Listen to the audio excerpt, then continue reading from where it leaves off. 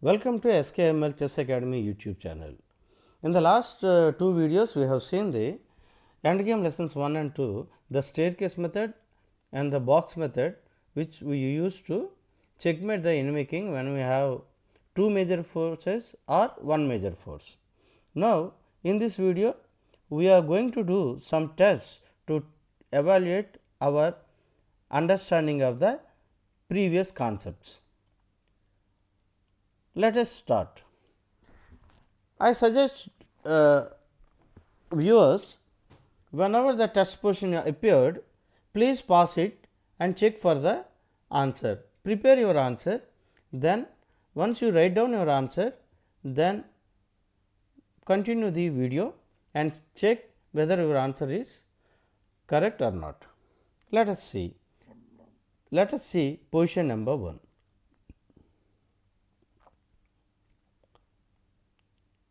In the position number 1, we have seen a rook on h2 and a rook on b3 and king on h3 and black king is on g7. Now, white to play and mate in 4 moves. You should not take more than 4 moves, that is the target.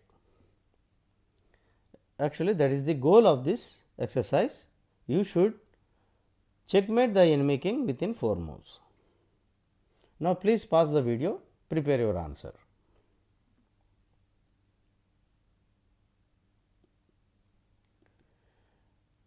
Okay. Now, let us see the answer. How to approach? You see, we already know that staircase method is to control the ranks or files. Here, you can control the already the black king is approaching the edge of the board.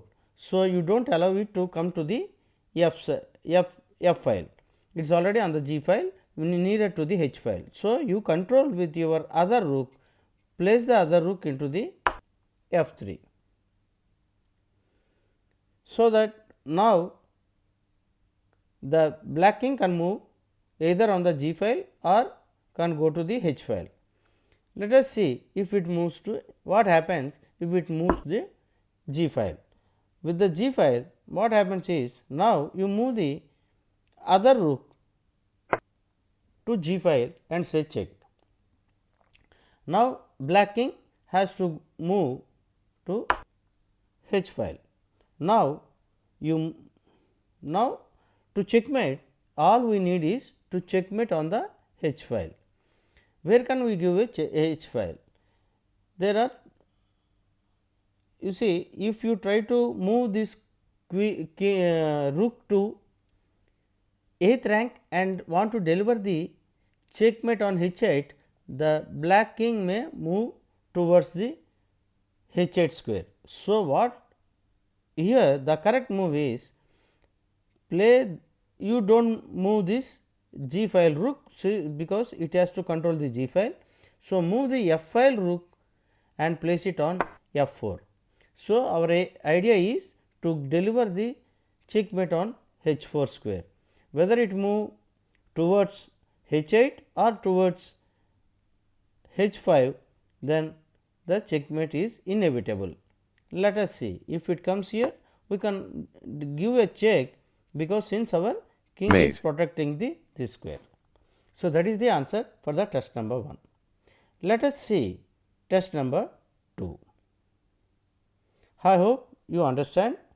We already know the concept, but here we are practically applying it to some positions to check whether how much we know how much we understand the concepts. Let us go to test number 2. In the test number 2, we have seen black king is here. Here the question is, can you place your rook on C7? I am not moving the rook, but imagine yourself, if you keep the rook on C7, what will happen? Pause the button and pause the video and prepare your answer. Okay. Hope you pause the video and prepare your answer. Let us see the answer. Now, if you put rook to c7, it will be stalemate, it is a draw. Why? Because the king cannot come to g file. Now, you are not allowed, it is on the 8th rank, it is also not able to come to 8th rank or 7th rank. So, if you place your rook here, it will be a stalemate. So, you should not play rook to c7. What should you play? We already know whenever you have a two major pieces, we have to apply the staircase method. So, already g file is controlled and king is on the edge of the board. So, two conditions are met. So, what you have to control is you have to come down to the h file and deliver the checkmate. So, it is better to move to c1, rook to c1 and allow the king, black king to move to h7, then you deliver the checkmate. Because why we move to c1, why not to up? Because we always prefer, remember, always prefer to give checks with the rook in the long distance. Whenever there are no pieces, then it is always preferable, so that that king cannot, enemy cannot approach the rook. This is the test number. Now, let us go to test number 3. In test number 3, here the question is, how can you control the enemy king? You have to contain, you have to restrict the enemy king smallest possible box, because since we have only one major piece only. So, here we have to apply box method. In the box method, where will you place your rook, so that the enemy king will be contained to a smallest possible box. Hope you passed the video and prepared your answer. Let us see the answer. Answer is rook e4. So, the king cannot enter into the e file and it cannot enter to the 4th rank. Now, it is restricted to a5, b5, c5, d5, d6, d7, d8. That is the square. The diagonal is d5 to a8. This is the answer. Now, let us see test number 4. In the test number 4, how do you proceed here with white pieces to deliver a checkmate in the smallest number of moves? Pause the video and prepare your answer. Let us see. Here the answer is, correct answer is rook g7. And before we go to see rook g7, let us see what will happen if you keep, you see, if you try to maintain the opposition of the kings by moving your king to b6, then you are planning to move your rook to h8. But here black will not go to a8, black will go to, black's best move is coming to c8. So, you cannot deliver a check. So, always while analyzing or when calculation is nothing but which selecting a move for you and also thinking what are the possible moves and best moves available for the black pieces, then make a refutable move for the enemy king. So, what happens? You make a move, you select, you have 4 choices, you consider one choice. If I play this move, what my opponent play? When you are thinking about opponent, always think the best move from the opponent way and prepare your next move in that. Even opponent plays a better move, still you are getting an advantage, that is the best move for you available. Okay, here you see, you think that by playing b6, if black king has 2 moves, inferior move is a8 and best move is c8. If you think my opponent will go to a8, then you will meet a surprise. So, he will escape this way. So, first only, so before playing the b6 move, king b6, you have to visualize this move. So, this is not correct. Now, let us see. So, king b6 is not correct, that is how we have to eliminate. Now, what happens if you play rook to a7, enemy king will capture this. So, it is also not correct. What happens if you play rook to b7? b7 you are giving check, king will move not this side here, now he will move this side. Why? There is a trick available for him. If you try to move your king to here, Stalemate. then it is a stalemate. So, this move also ruled out. So, what you have to play? Here you have to just play and waiting move. So, here if black king comes to c8, then you can deliver a checkmate. If he comes here, you can deliver a checkmate on g8.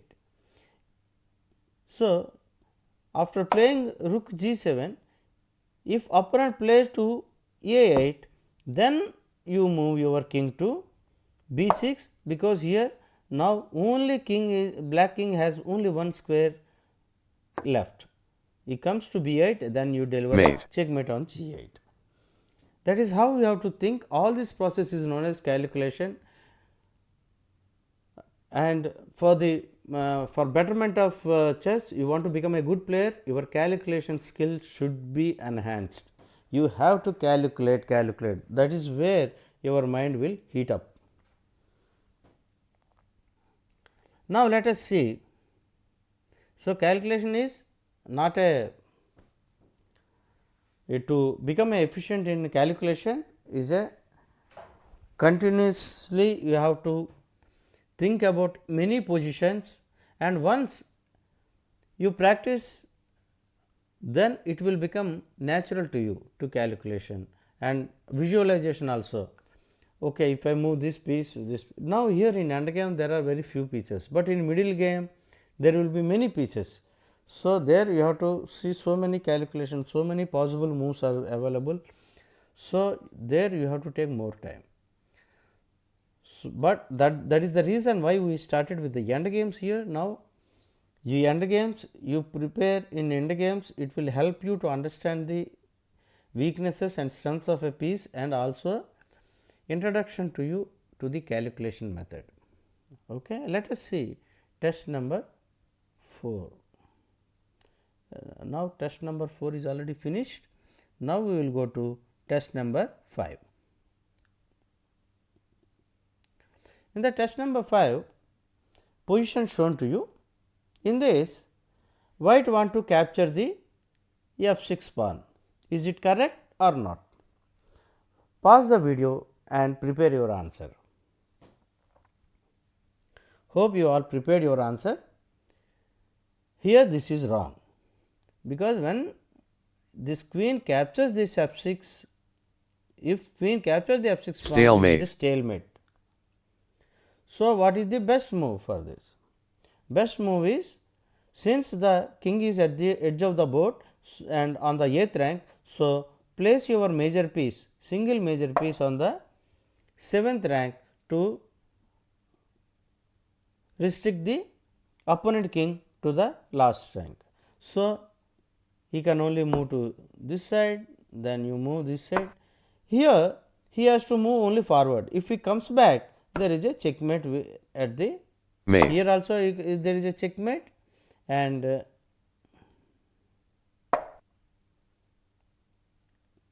here if he comes back, you can also deliver a checkmate here. So, now he will not move backward. So, he has to move forward.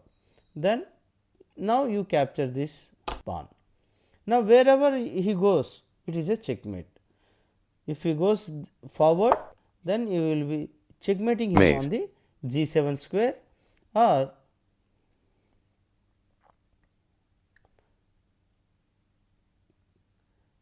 or if he comes to f8, then you can give Mate. checkmate here.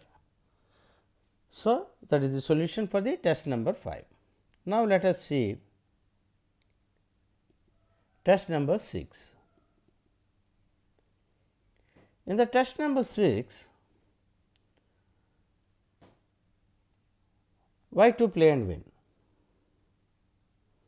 Pause the video and prepare your answer. Those who said that rook g8, congratulations, your move is correct. Here the correct move is rook Mate. g7. But there is also possible some people will still play here, this is a stalemate. This position is stalemate, and if you play a7, then king will escape. King will escape to b8. So, both are wrong. Correct answer is rook g8. That is all in this video. Thank you very much for all the subscribers and viewers of this channel. If you like this video, please subscribe, share and press the bell icon button. See you in the next video with one more endgame concept in the next video.